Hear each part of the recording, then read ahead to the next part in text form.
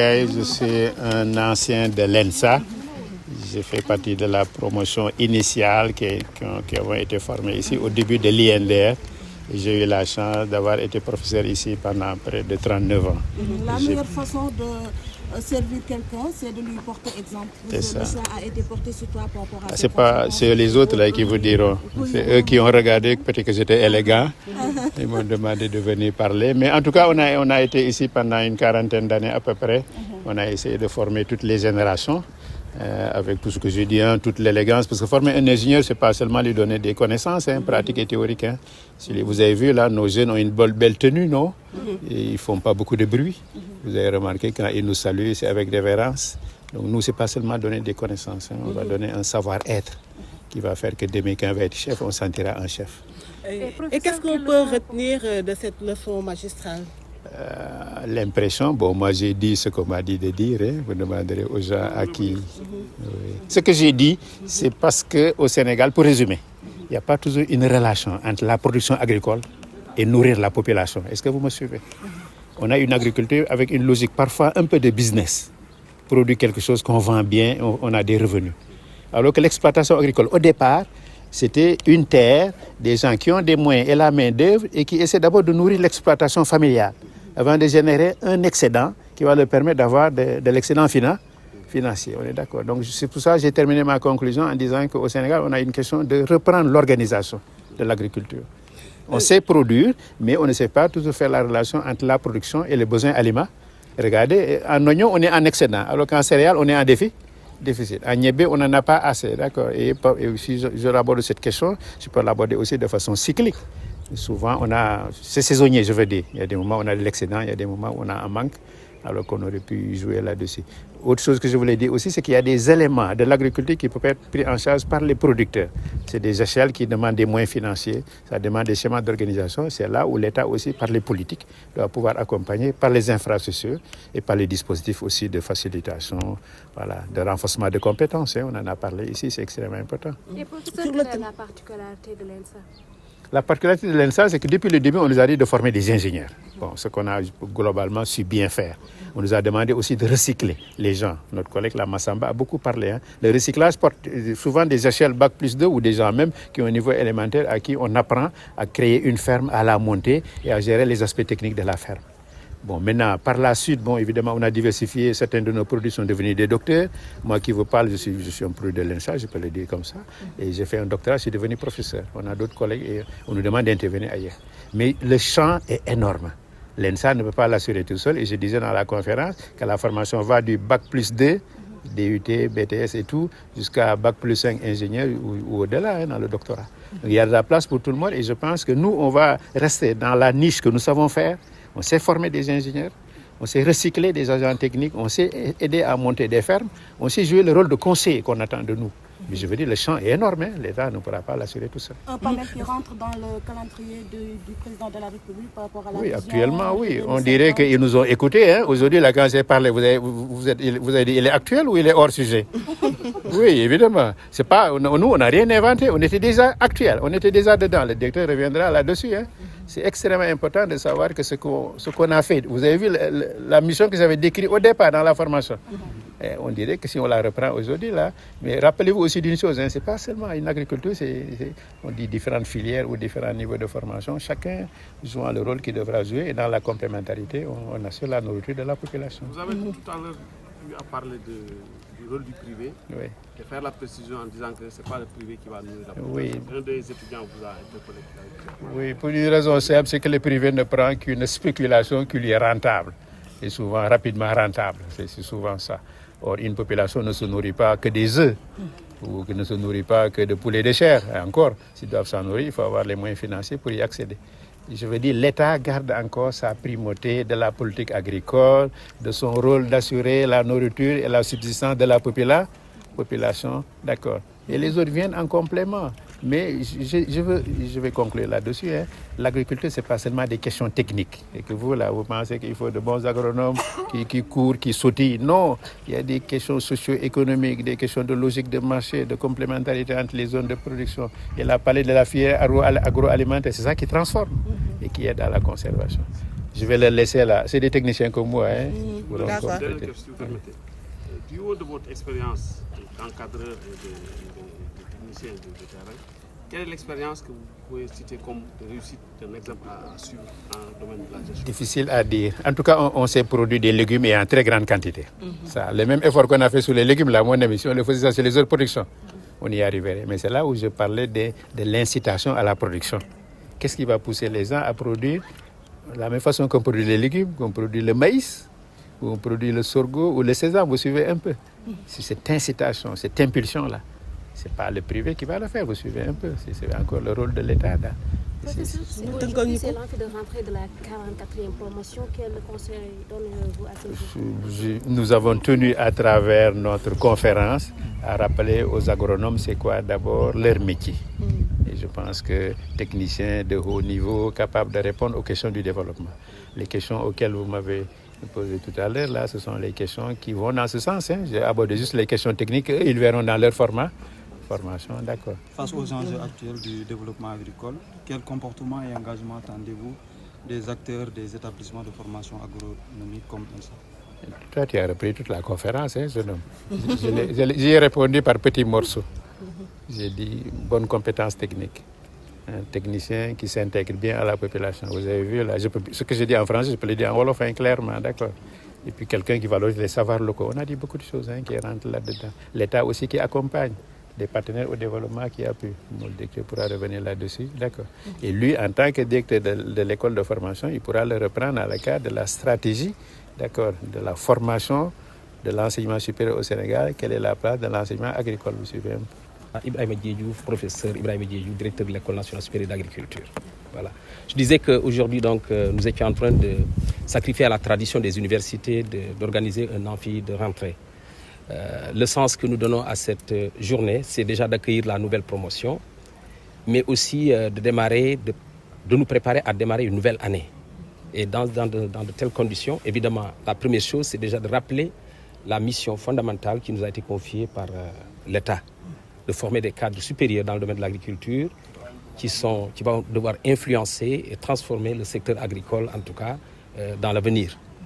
Voilà, rappeler aussi les principes et les procédures de fonctionnement de l'École nationale supérieure d'agriculture, remercier l'ensemble des acteurs qui se sont investis l'année écoulée pour qu'on puisse avoir une année stable, mais également avoir une bonne performance, mais aussi remobiliser les troupes, si je peux le dire comme ça, les enseignants, le PATS, tout le monde, pour attaquer la nouvelle année et évidemment la réussir comme l'année précédente. Juste une question sur le thème. Par rapport à cette nouvelle année, par rapport à cette rentrée solennelle, les objectifs fixés pour cette année académique.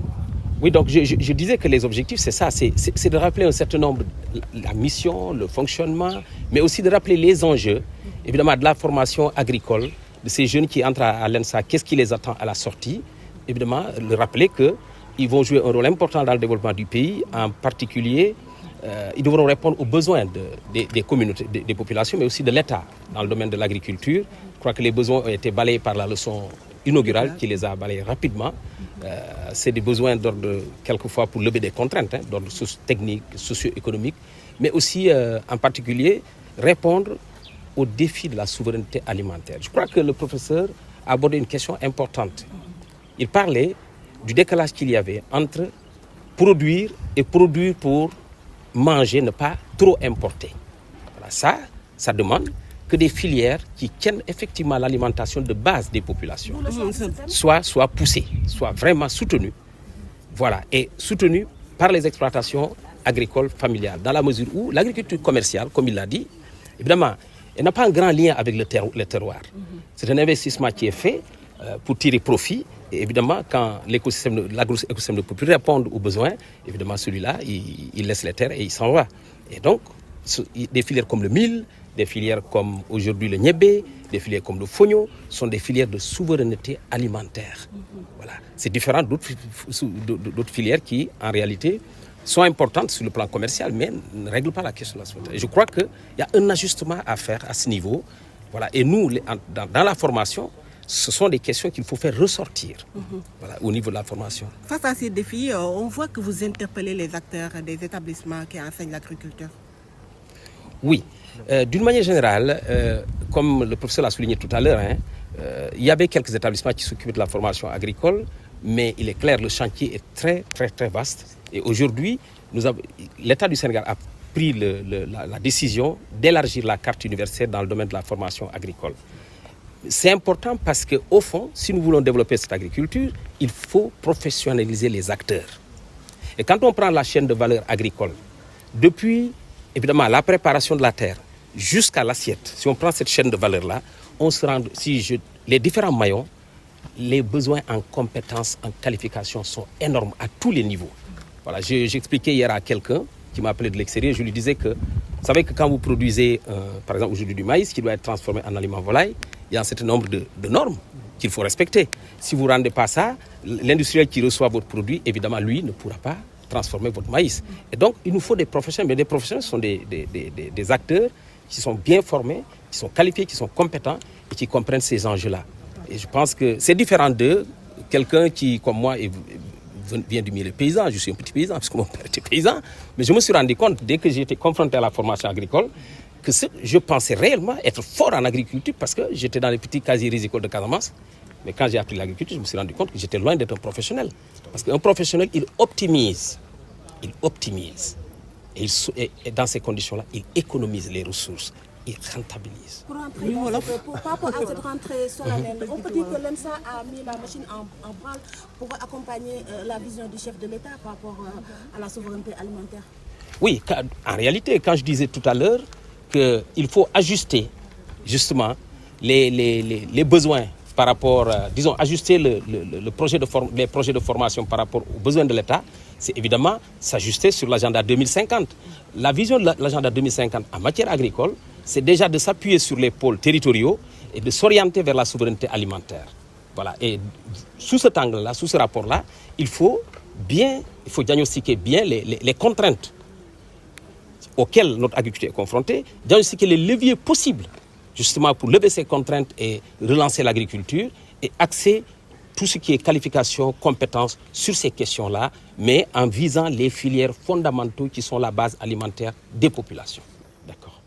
Alors parmi les contraintes, vous avez des contraintes biophysiques connues. Jusque-là, c'est vrai, il y a eu beaucoup d'investissements qui sont faits dans le domaine de l'eau, mais si vous sortez d'ici, vous voulez aller à Diourbel, vous vous rendez compte que l'eau reste encore être un problème. Voilà. Les sols, évidemment, de 3 tonnes peut-être d'arachide en 1960, on est tombé aujourd'hui dans le bassin peut-être à 800 kg, quelquefois 600 kg, voire 400 kg à l'hectare. Vous voyez comment il y a une chute due à la dégradation des sols, mais aussi à la question du financement adapté. Ça, c'est une vraie question. Parce qu'il y a le financement classique qui est là, mais qui souvent ne répond pas aux besoins de la diversité des situations des exploitations agricoles dans ce pays. Donc il faut revoir cette question du financement agricole. Mais l'autre levier aussi, vraiment l'autre problème, c'est le machinisme agricole, sur lequel on a quand même du retard, il faut le reconnaître. Et il est clair qu'aujourd'hui, surtout dans des zones désertées par des jeunes, où donc la force de travail est déficitaire, à partir de ce moment-là, évidemment, pour suppléer tout ça, il faut quand même développer le machinisme agricole. Parlant de machinisme, nous ne parlons pas forcément de la machinerie lourde. Je crois que pour un pays comme le Sénégal, il faut la machinerie légère, il faut ce qu'on va appeler la mécanisation intermédiaire, voilà, qui est gérable par un exploitant agricole, plutôt que quelquefois des machines dont réparer un pneu seulement, tout un village ne saurait le faire parce que simplement ils n'ont même pas les pour le faire. Donc ça aussi c'est une question majeure. Bon, à mon avis, les autres questions, à mon avis, les techniciens savent les résoudre. Ça, je suis convaincu de ça. ñu wax ci français mooy dañu waxoon ñu def leçon inaugurale mooy école yi formation yi mel ni ENSA ban comportement la ñu war a am pour dimbale population ñu mën a seen lekk doy daal li tubaab di tuddee développement agricole.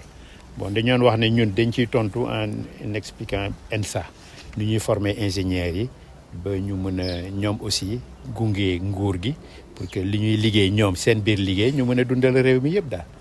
Bon wax nañ ci lu bëri nag yomb la tënk ci kii mais formation bi daal yi leen bëgg a wane dañ ko def pour mu adapté wu ba nga xam ne ñun li ñuy formé daal moom dina mën a dëkk ak waa réew mi mën a xam aussi lan mooy seen problème gunge leen ci daal.